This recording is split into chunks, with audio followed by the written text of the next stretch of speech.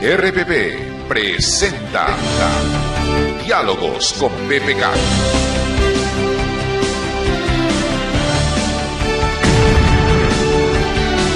Y efectivamente, como cada viernes se suenan los cañones en la rotativa del aire, porque ya está con nosotros Pedro Pablo Kuczynski. Bueno, me corrijo, no está con nosotros en vivo y en directo. Él se encuentra en Chimbote y entonces nuestra conversación será vía telefónica.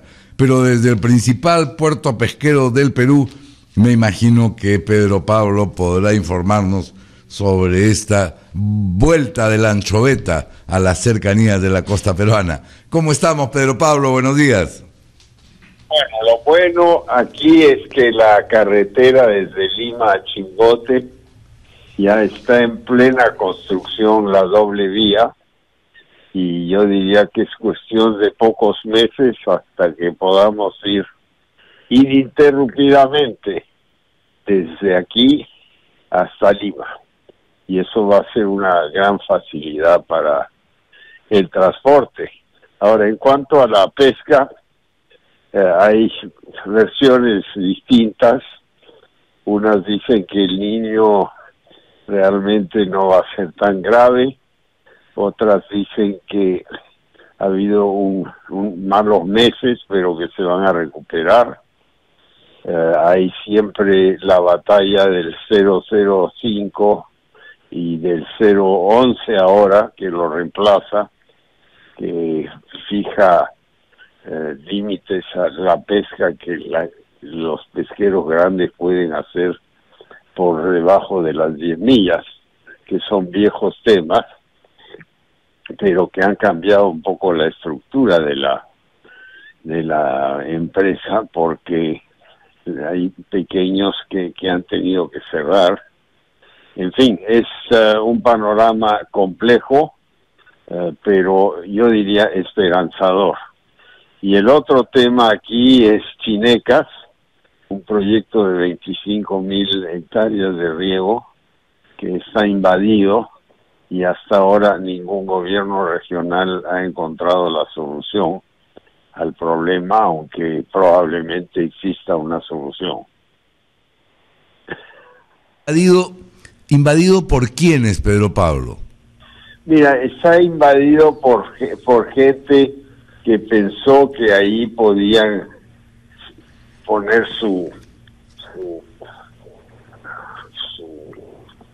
chacrita, su casa, y no hay títulos, y esto obviamente impide que se haga pues una irrigación con grandes fines comerciales. Si contrastamos esto con Olmos, que tiene más o menos 40,000 hectáreas a pocas horas de aquí, ahí van a entrar grandes empresas que van desde arándanos hasta frutas, todo con riego tecnificado. Entonces es fundamental juntar a los pequeños en cooperativas que sean sujetas de crédito para que se pueda desarrollar Chinecas. Pedro Pablo, un tema que se discute mucho en los medios a partir de la presentación de las medidas económicas para la reactivación, que han sido complementadas con esta libre disposición de CTS, más un incremento apenas simbólico, pero interesante para los empleados públicos, como una manera de incrementar el consumo. ¿Tu opinión sobre ellas? Sí, mira, yo pienso que estas son medidas de momento, no enfrentan realmente la estructura del empleo en el Perú, que es altamente informal. Más del 80% de los trabajadores que no están en el sector público trabajan solos o en empresas de menos de 5 personas. La verdadera solución a esas empresas para que puedan contratar trabajadores les paguen mejor, les puedan otorgar seguro y pensión, es reducir impuestos, porque simplemente seguir con la estructura actual, donde esas empresas, si se formalizan, terminan pagando 30%, eso es completamente inviable. Entonces tenemos que pensar en una fórmula que sea más permanente. El hecho de que se pueda utilizar 2 meses de CTS más para alguna adquisición, comprar un terreno, una casa, es un paliativo, no es el tema central.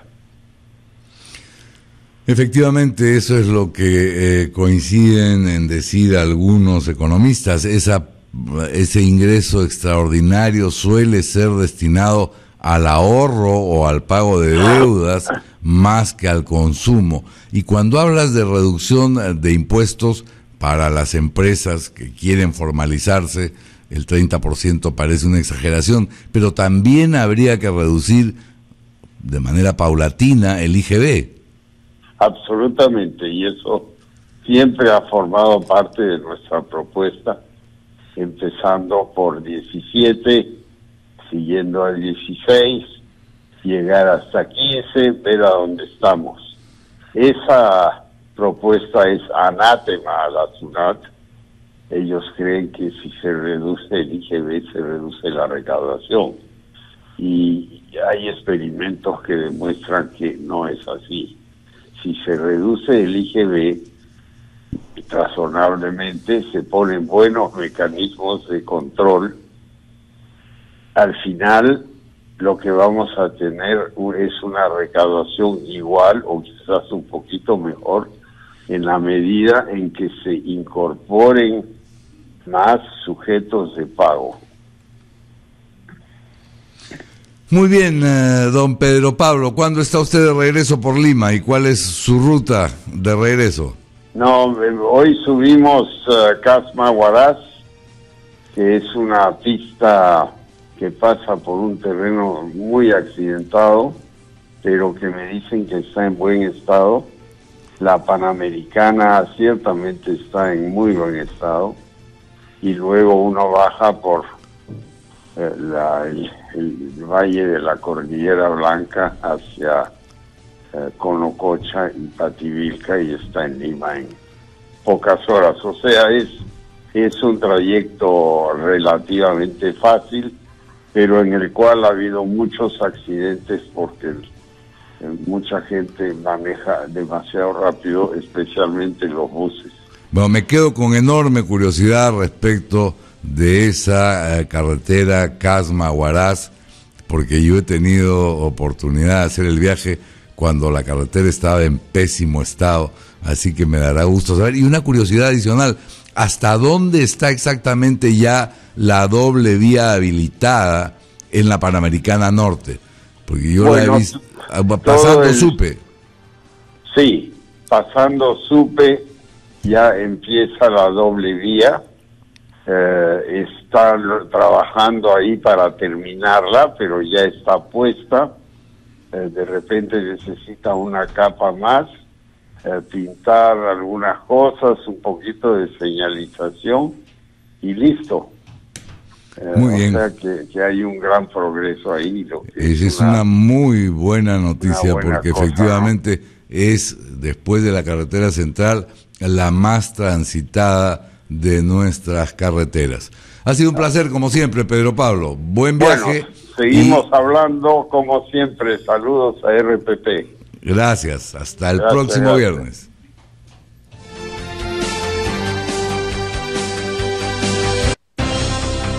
Diálogos con PPK.